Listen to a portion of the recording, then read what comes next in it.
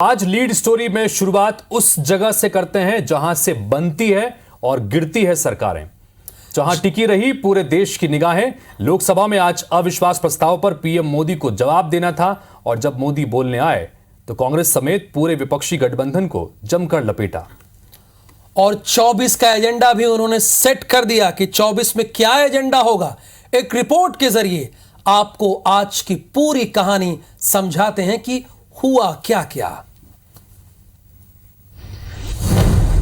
कि अविश्वास प्रस्ताव हमारी सरकार का फ्लोर टेस्ट नहीं है।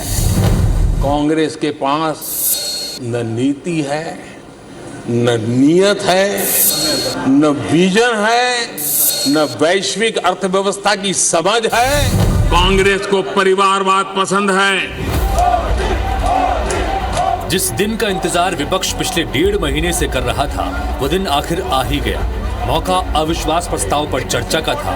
लोकसभा में पीएम मोदी थे और सामने वो विपक्ष था जो लगातार ये कह रहा था कि अविश्वास प्रस्ताव का मकसद पीएम मोदी का मौन तोड़ना है। प्रधानमंत्री मोदी जी मणिपुर पर क्यों मौन है कि जो सरकार एक इंडिया की बात करती है, आज उन्होंने 2 मणिपुर आपने बना दिए हैं। एक प्रधानमंत्री होने के नाते उनके शब्दों में जो महत्व है वो किसी मंत्री के शब्दों में नहीं है, माफ कीजिएगा। सभी के बोलने के बाद आखिर में प्रधानमंत्री नरेंद्र मोदी ने मोर्चा संभाला। पीएम मोदी ने जब अविश्वास प्रस्ताव पर बोलना शुरू किया तो फिर क्या विपक्ष, क्या कांग्रेस और क्या इतिहास। पीएम ने अपने चिर परिचित अंदाज में पूरे विपक्ष पर हमला बोला। आंकड़े, स्लोगन, स्मरण, राजनीतिक विवरण का ऐसा लेखा जोखा रखा कि कटघरे में खुद विपक्ष आ गई। कि अविश्वास प्रस्ताव हमारी सरकार का फ्लोर टेस्ट नहीं है, मैंने उस दिन कहा था, बल्कि ये उन्हीं का फ्लोर टेस्ट है। ये मैंने उस दिन भी कहा। एक तरह से विपक्ष का अविश्वास प्रस्ताव हमारे लिए शुभ होता है कि एनडीए और बीजेपी 2024 के चुनाव में पुराने सारे रिकॉर्ड तोड़ करके भव्य विजय के साथ जनता के आशीर्वाद से वापस आएंगे। लेकिन मेरे लिए इनकी ये गालियां, ये अपशब्द, ये अलोकतांत्रिक भाषा, मैं उसका भी टॉनिक बना देता हूं। कांग्रेस के पास न नीति है, न नियत है, न विजन है, न वैश्विक अर्थव्यवस्था की समझ है और न ही भारत के अर्थ जगत के ताकत का पता है। पीएम मोदी ने विपक्षी गठबंधन पर भी जमकर बोला हमला। आपको गरीब के भूख की चिंता नहीं है, सत्ता की भूख, यही आपके दिमाग पे सवार है। नो कॉन्फिडेंस मोशन पे नोबल पर ही करता आगे चलता जा रहा है।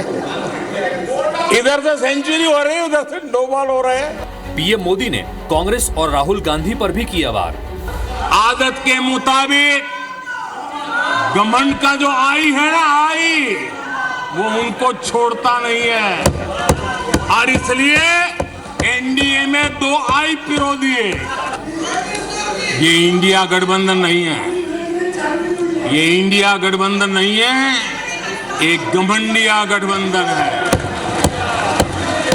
ये इंडिया गठबंधन नहीं है, घमंडिया गठबंधन है। वोटरों को भुलाने के लिए गांधी नाम भी हर बार वो भी चुरा लिया। कांग्रेस को परिवारवाद पसंद है, कांग्रेस को दरबारवाद पसंद है, जहां बड़े लोग, उनकी बेटे बेटियां भी बड़े पदों पर काबिज हो। जो परिवार से बाहर है उनके लिए भी यही है कि जब तक आप इस महफिल में दरबारी नहीं बनोगे तो आपका भी कोई भविष्य नहीं है। यही उनकी कार्यशैली रही है। कभी इनके जन्मदिन पर हवाई जहाज में केक काटे जाते थे, आज उस हवाई जहाज में गरीब के लिए वैक्सीन जाता है। ये फर्क है। आदरणीय अध्यक्ष जी, कुल जमा जोड़ ये कि जिस अविश्वास प्रस्ताव को विपक्ष पीएम मोदी को घेरने के लिए लाई थी वो उन्हीं पर भारी पड़ गया। पीएम मोदी के वाक कौशल ने विपक्ष पर आरोपों की झड़ी लगा दी, जिनसे अब पूरा विपक्ष पिंड छुड़ाता फिरेगा। इसके अलावा अविश्वास प्रस्ताव पर बोलने के दौरान पीएम मोदी ने 24 का नैरेटिव भी सेट कर दिया। Bureau report, IBC 24। करके भव्य विजय के साथ। तो जाहिर सी बात है, आप ये भी जानना चाहते होंगे कि अब तक कितनी बार अविश्वास प्रस्ताव आया।